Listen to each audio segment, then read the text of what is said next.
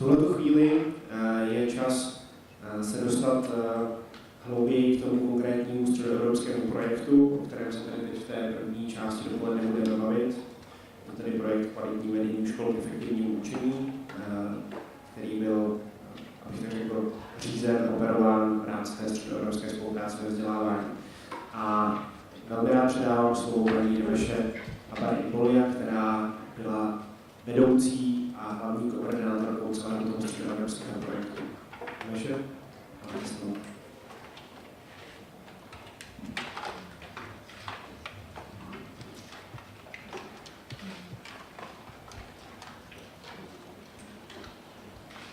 Everyone, if you don't mind, I will speak in I will check this good. I could write to speak in Hungarian. That wouldn't help too much. It's a great honor for me to be invited by the Czech Ministry of Education to talk about the results of our cooperation on school leadership and introduce a little bit my organization.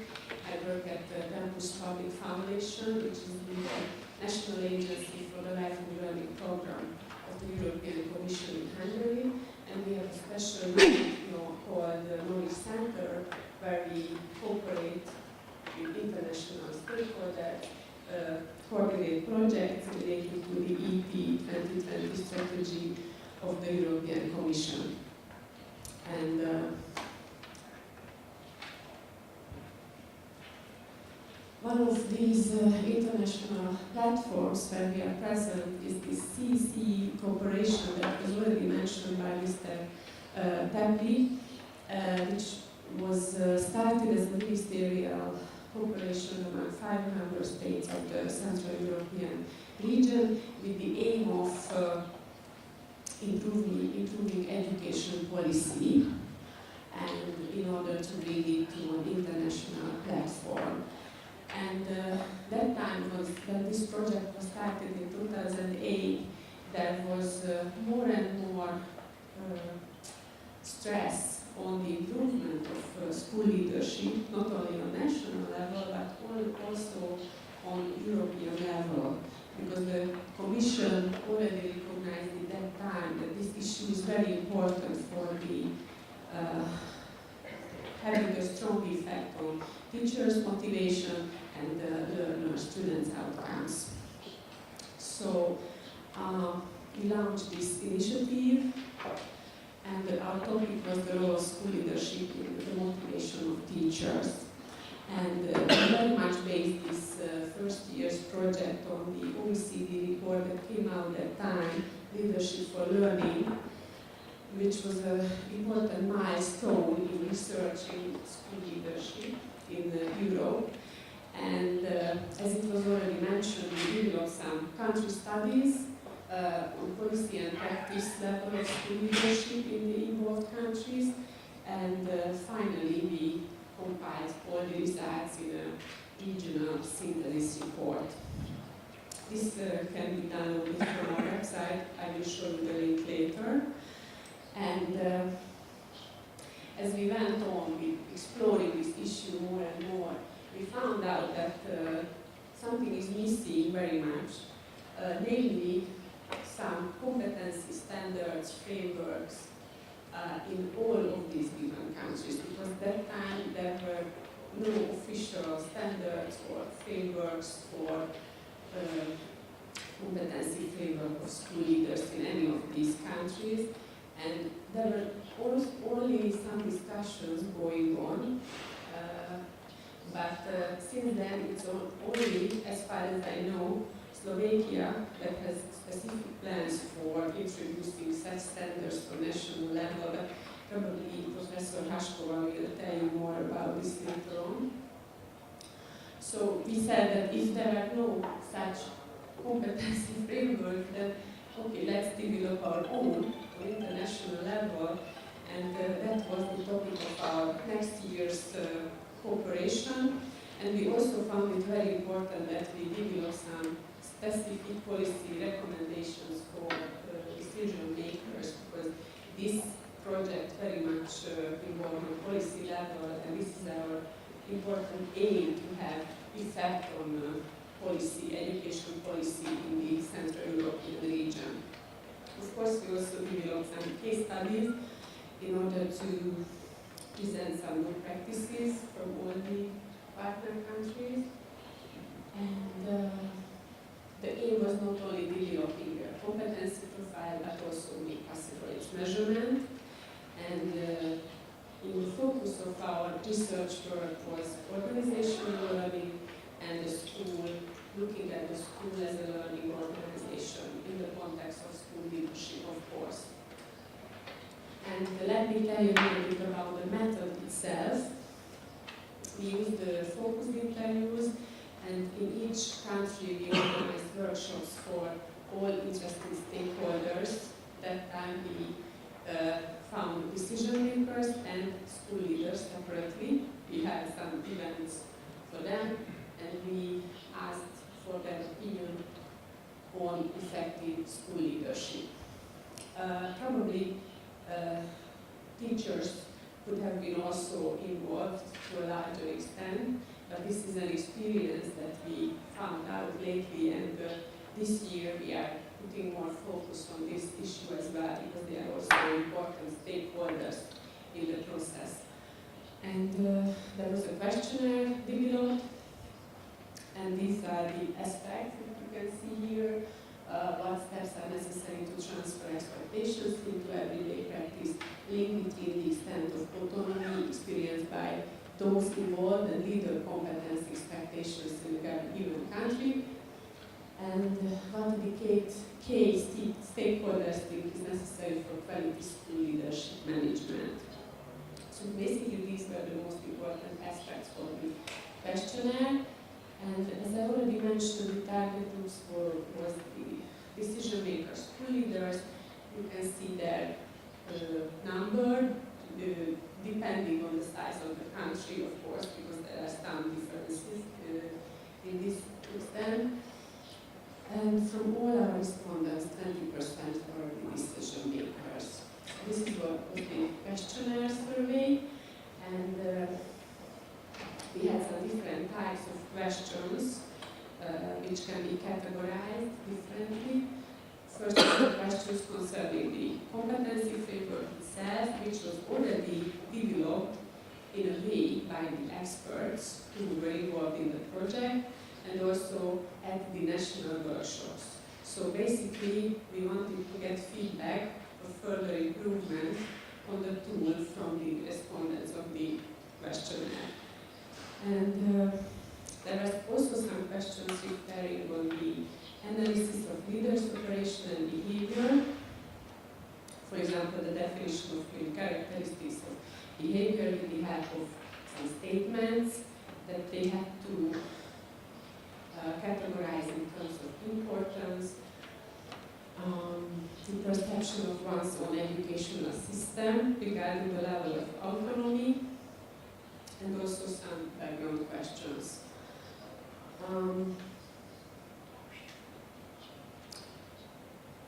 We also applied a method, a tool, a so-called role diagrammatic approach, which you might be familiar with.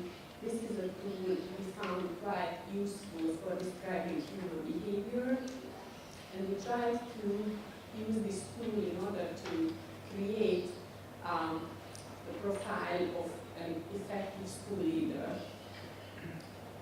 So this is a model for describing human behavior with holistic view, focuses both on both effective and ineffective behavior, and it has more than 30,000 words and expressions to describe behavior.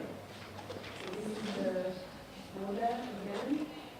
It has some axes and dimensions, you can see. And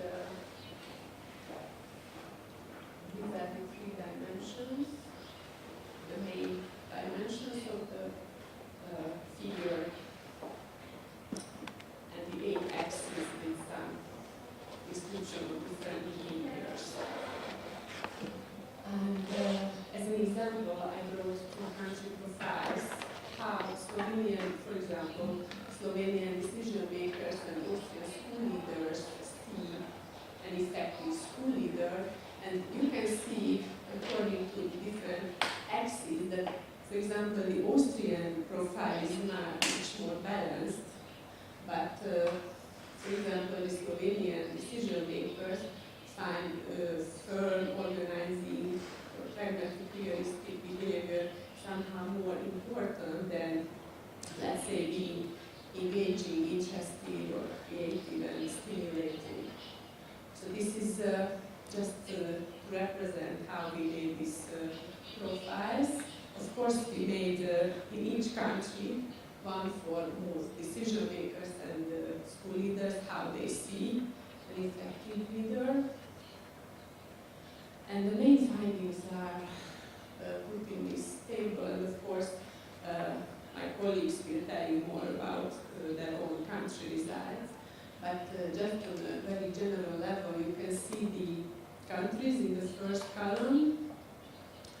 And it was quite surprising that there were very big similarities with the outcomes, because the most important characteristic quadrant was having an organizing attitude and being stable, and compared to being a leader or a manager, respondents found managerial skills somehow more important, which was a kind of surprise for us. So we are still not there to be able to make very specific conclusions about these results. So we would like to use this year to sit down again with these stakeholder groups and try to analyze the results, why they think these results came out, and what implications they see in them for the future. Yes, this is the list of the main findings. As I already mentioned,